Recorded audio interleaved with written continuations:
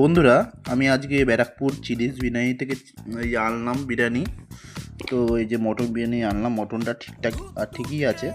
আর বিরিয়ানির রাইসটা না মানে মাখা ভাতের মতন, মানে কী বলবো, সিদ্ধ ভাতের মতন, অতটা জুচুরে না, ঠিক আছে।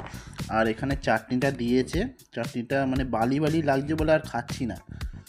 তো জানাবেন কি মানে কেমন বিরিয়ানি, চিলিজ বিরিয়ানি ব্যারাকপুরের। তো রাইসের কোয়ান্টিটি অনেকটাই দেয়, কিন্তু রাইসটা একটু মাখা ভাতের মতো লাগছে, আর মাংসটা ঠিকই আছে। আলুটা একটু নরম হলে ভালো হতো, এইটুকুই বলতে আসলাম। তো আপনাদের জানান কমেন্টে কীরকম বিরিয়ানি হয়, চিলিজ বিরিয়ানি। তো আমি মটনটা খেয়ে দেখলাম ভালোই আছে, নরমই আছে।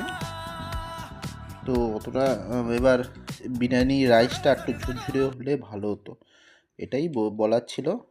ঠিক আছে, ওকে, টাটা।